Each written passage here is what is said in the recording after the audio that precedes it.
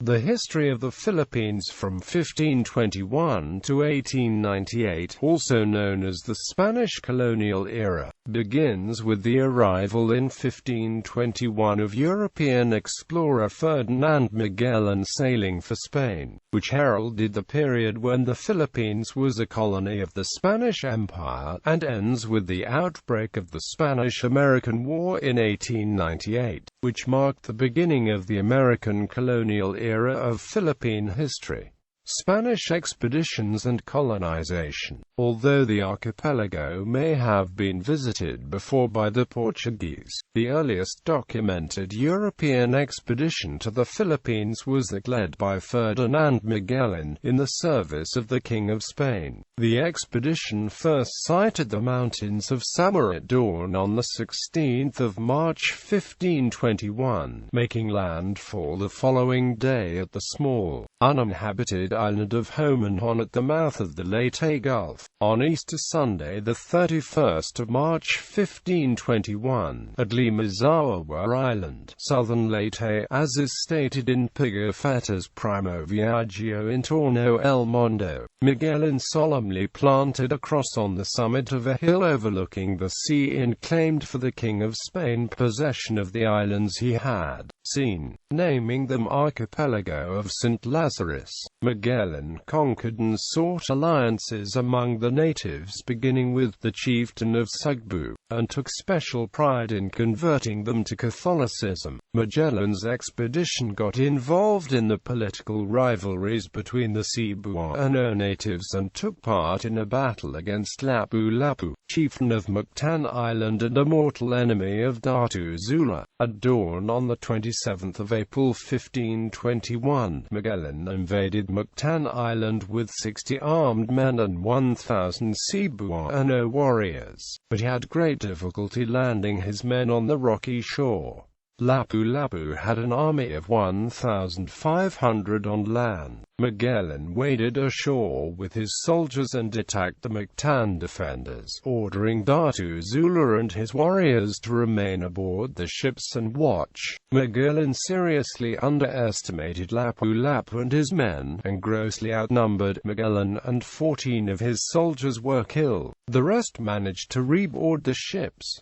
The battle left the expedition with too few crewmen to man 3 ships, so they abandoned the Concepcion. The remaining ships, Trinidad and Victoria, sailed to the Spice Islands in present-day Indonesia. For that, the expedition split into 2 groups. The Trinidad, commanded by Gonzalo Gomez de Espinosa, tried to sail eastward across the Pacific Ocean to the Isthmus of Panama. Disease and shipwreck disrupted Espinosa's voyage and most of the crew died. Survivors of the Trinidad returned to the Spice Islands, where the Portuguese imprisoned them. The Victoria continued sailing westward, commanded by Juan Sebastian Elcano, and managed to return to San Lucar de Barrameda, Spain in 1522.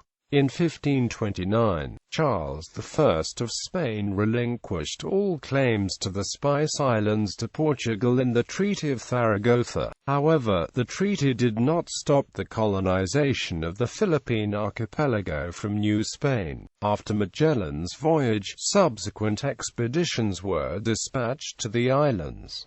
4 expeditions were sent, that of Loaiza, Cabot, Saavedra, Villar-Lobos, and Legaspi. The Legaspi Expedition was the most successful as it resulted in the discovery of the Tornavia, a return trip to Mexico across the Pacific by Andre de Urdaneta. This discovery started the Manila Galleon trade, which lasted 2.5 centuries. In 1543, Rey Lopez de Villar-Lobos named the islands of Leyte and Samar las Islas Filipinas after Philip II of Spain. Philip II became King of Spain on January 16, 1556, when his father, Charles I of Spain, abdicated the Spanish throne. Philip was in Brussels at the time, and his return to Spain was delayed until 1559 because of European politics and wars in Northern Europe. Shortly after his return to Spain, Philip ordered an expedition mounted to the Spice Islands, stating that its purpose was to discover the islands to the west.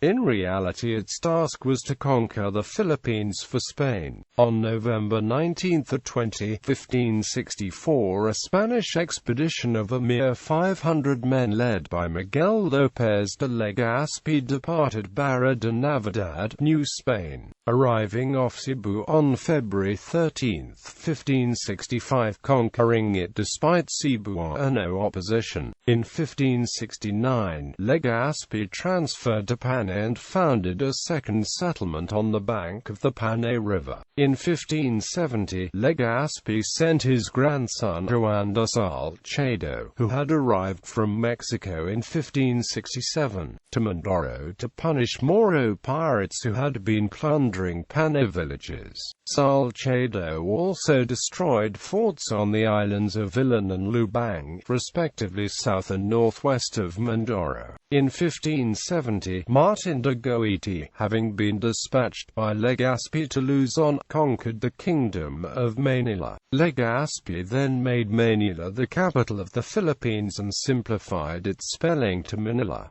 His expedition also renamed Luzon Nueva Castilla. Legaspi became the country's first governor-general.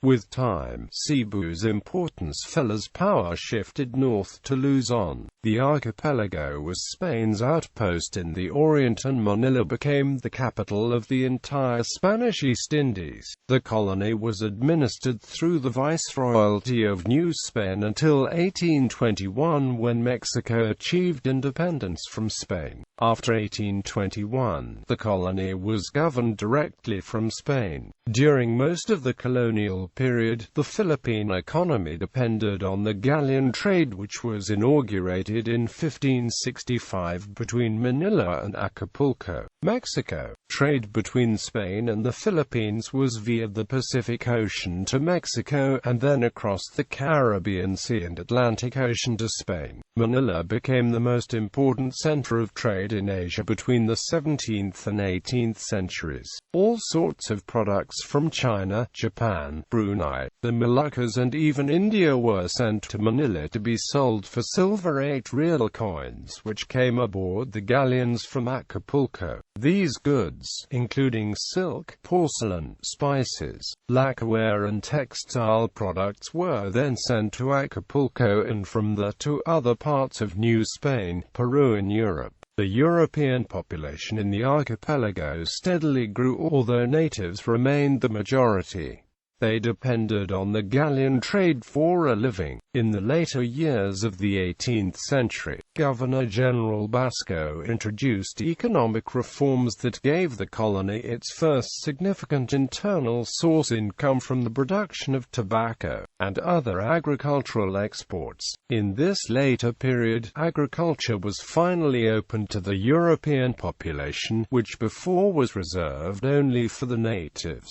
During Spain's 333-year rule in the Philippines, the colonists had to fight off the Chinese pirates, Dutch forces, Portuguese forces, and indigenous revolts. Moros from western Mindanao and the Sulu archipelago also raided the coastal Christian areas of Luzon and the Visayas and occasionally captured men and women to be sold as slaves. Some Japanese ships visited the Philippines in the 1570s in order to export Japanese silver and import Philippine gold. Later, increasing imports of silver from New World sources resulted in Japanese exports to the Philippines shifting from silver to consumer goods. In the 1580s, the Spanish traders were troubled to some extent by Japanese pirates, but peaceful trading relations were established between the Philippines and Japan by 1590.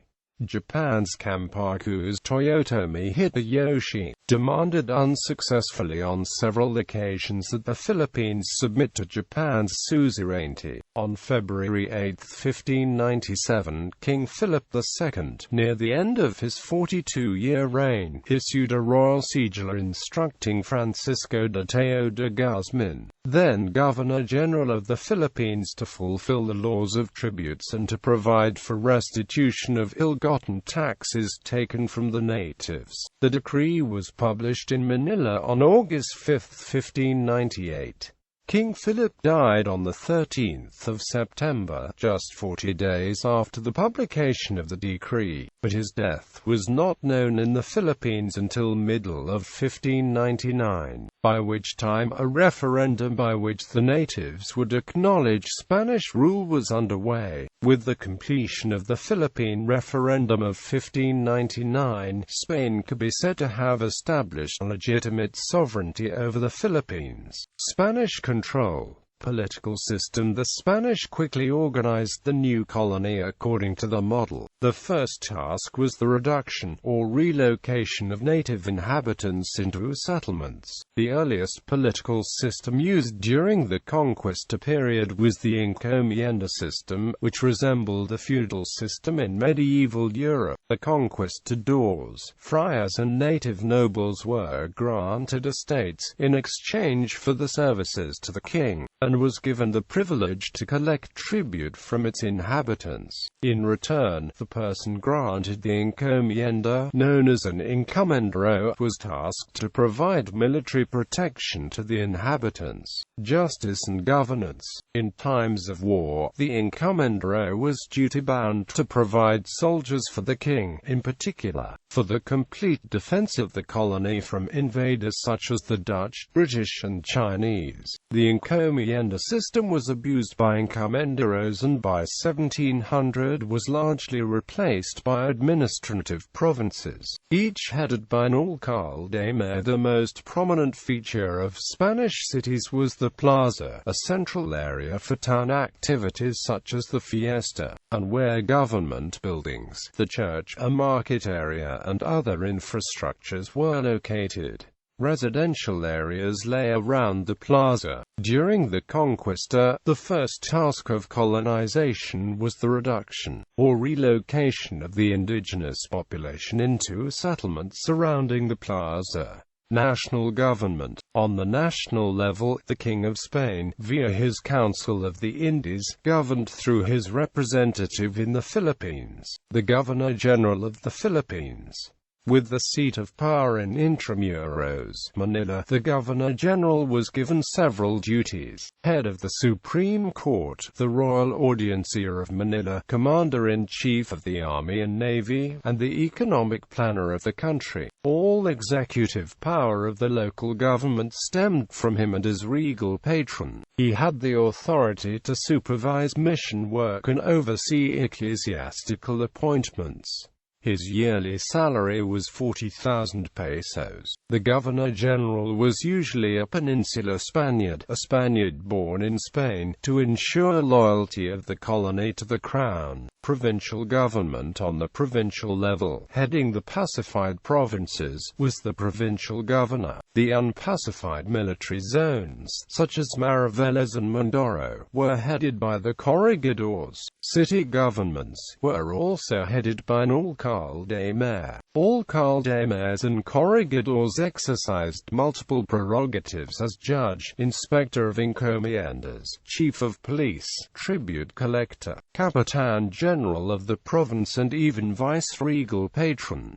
His annual salary ranged from P300 to P2000 before 1847 and P1500 to P1600 after it, but this can be augmented through the special privilege of indulto de comercio, where all people were forced to do business with him. The alcalde mayor was usually an insulares. In the 19th century, the peninsulares began to displace the insulares, which resulted in the political unrest of 1872, notably the execution of Gomburza Novel's revolt and mutiny of the Cavite fort under La Madrid. Municipal government. The pueblo, a town, is headed by the gobernador Silo, a little governor. Among his administrative duties were the preparation of the tribute list, recruitment and distribution of men for draft labor, communal public work and military conscription, postal clerk and judge in minor civil suits. He intervened in all administrative cases pertaining to his town, lands, justice, finance and the municipal police. His annual salary, however, was only P24, but he was exempted from taxation. Any native or Chinese mestizo, 25 years old, literate in oral or written Spanish and has been a cabeza de barangay of 4 years can be a gobernadorcillo. Among those prominent is Emilio Aguinaldo, a Chinese mestizo and who was the gobernadorcillo of Cavite el Viejo. The officials of the pueblo were taken from the Principalia, the noble class of pre-colonial origin. The names are survived by prominent families in contemporary Philippine society such as Juramdes, Lindo, Tupas, Gapmatan, Luanog, Pangilinan, Panganiban, Baldas, and Agbayani, Aplisok, Aguinaldo to name a few. Barrio Government. Every pueblo was further divided into barrios, and the Barrio Government rested on the Barrio Administrator. He was responsible for peace and order and recruited men for communal public works. Cabezas should be literate in Spanish and have good moral character and property. Cabezas who served for 25 years were exempted from forced labor. In addition, this is where the sentiment heard as "mi barrio" first came from.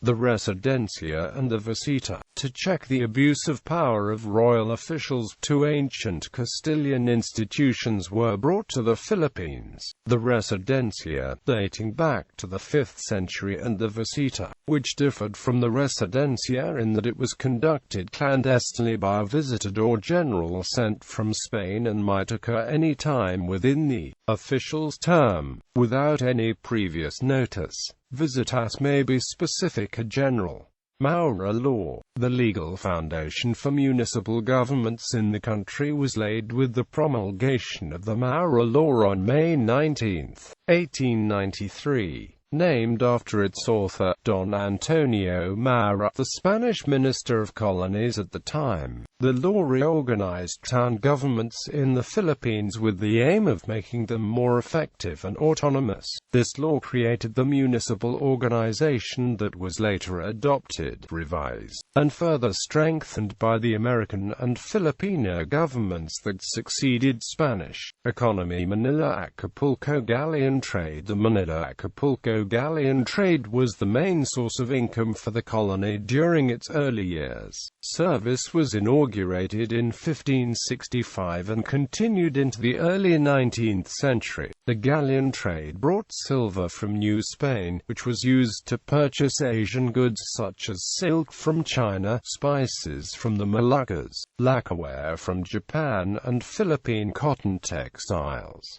These goods were then exported to New Spain and ultimately Europe by way of Manila. Thus, the Philippines earned its income through the trade of the Manila-Acapulco galleon. The trade was very prosperous and attracted many merchants to Manila, especially the Chinese. However, initially it neglected the development of the colony's local industries, which affected the Indios, since agriculture was the main source of income. In addition, the building and operation of galleons put too much burden on the colonists' annual polo-y servicio. However, it resulted in cultural and commercial exchanges between Asia and the Americas that led to the introduction of new crops and animals to the Philippines such as corn, potato, tomato, cotton and tobacco among others, that gave the colony its first real income. The trade lasted for over 200 years, and ceased in 1815 just before the secession of American colonies from Spain. Royal Society of Friends of the Country. José de Basco y Vargas, following a royal order to form a society of intellectuals who can produce new, useful ideas, formally established the Spanish Royal Economic Society of Friends of the Country, after the model of the Royal Basque Society. Composed of leading men in business, industry and profession, the society was tasked to explore and exploit the island's natural bounties. The society led to the creation of Plan General Económico of Basco, which implemented the monopolies on the areca nut, tobacco, spirited liquors and explosives. The society offered local and foreign scholarships and training grants in agriculture and established an academy of design. It was also credited to the Carabao Ban of 1782, the formation of the Silversmiths and Gold Beaters Guild, and the construction of the first paper mill in the Philippines in 1825. It was introduced in 1780, vanished temporarily in 1787 to 1819, 1820 to 1822 and 1875 to 1822, and ceased to exist in the middle of the 1890s. Royal Company of the Philippines on March 10, 1785. King Charles III of Spain confirmed the establishment of the Royal Philippine Company with a 25-year charter. The Basque-based company was granted a monopoly on the importation of Chinese and Indian goods into the Philippines, as well as the shipping of the goods directly to Spain via the Cape of Good Hope. The Dutch and British bitterly opposed them because they saw the company as a direct attack on their Asian trade. It also faced the hostility of the traders of the Galleon trade, who saw it as competition. This gradually resulted in the death of both institutions, the Royal Philippine Company in 1814 and the Galleon trade in 1815. The first vessel of the Royal Philippine Company to set sail was the Nuestra Señora de los Placeres, commanded by the Captain Juan Antonio Zabaleta. Taxation. Taxation is a system income-generating mechanism introduced by the Spanish colonial government. Direct tax is the personal tribute and income tax.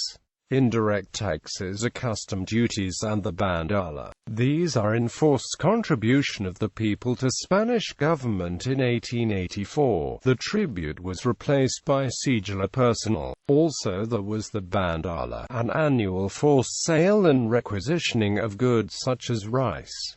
Custom duties and income tax were also collected. By 1884, the tribute was replaced by the sigilo personal, wherein everyone over 18 were required to pay for personal identification. The local gobernadorcillos were responsible for collection of the tribute. Under the sigilo system, taxpayers were individually responsible to Spanish authorities for payment of the tax, and were subject to summary arrest for failure to show a sigilo receipt. Aside from paying a tribute, all male Filipinos from 16 to 60 years old were obliged to render forced labor called polo. This labor lasted for 40 days a year. Later it was reduced to 15 days. It took various forms such as the building and repairing of roads and bridges, construction of public buildings and churches, cutting timber in the forest, working in shipyards, and serving as soldiers in military expeditions. People who rendered the forced labor was called polistas. He could be exempted by paying the fala, which is a sum of money. The polista were, according to law, to be given a daily rice ration during the working days, which they often did not receive. Dutch attacks. In 1646, a series of 5 naval actions known as the Battles of La Naval de Manila was fought between the forces of Spain and the Dutch Republic, as part of the 80 Years' War. Although the Spanish forces consisted of just 2 Manila galleons and a galley with crews composed mainly of Filipino volunteers, against 3 separate Dutch squadrons, totaling 18 ships, the Dutch squadrons were severely defeated in all fronts by the Spanish Filipino forces, forcing the Dutch to abandon the plans for an invasion of the Philippines. On June 6, 1647, Dutch vessels were sighted near Mariveles Island. In spite of the preparations, the Spanish had only 1 galleon and 2 galleys ready to engage the enemy. The Dutch had 12 major vessels. On June 12, the Armada attacked the Spanish port of Cavite. The battle lasted 8 hours, and the Spanish believed they had done much damage to the enemy flagship and the other vessels. The Spanish ships were not badly damaged and casualties were low. However, nearly every roof in the Spanish settlement was damaged by cannon fire, which particularly concentrated on the cathedral. On June 19, the Armada was split, with 6 ships sailing for the shipyard of Mindoro and the other 6 remaining in Manila Bay. The Dutch next attacked Pampanga, where they captured the fortified monastery, taking prisoners and executing almost 200 Filipino defenders. The governor ordered solemn funeral rites for the dead and payments to the widows and orphans. There was an expedition the following year that arrived in Jolo in July.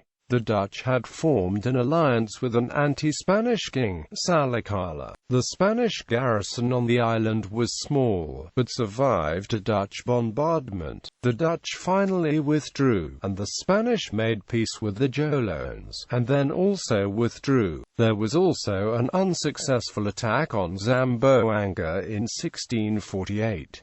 That year the Dutch promised the natives of Mindanao that they would return in 1649 with aid in support of a revolt against the Spanish. Several revolts did break out, the most serious being in the village of Lindao. There most of the Spaniards were killed, and the survivors were forced to flee in a small riverboat to Butuan. However, Dutch aid did not materialize.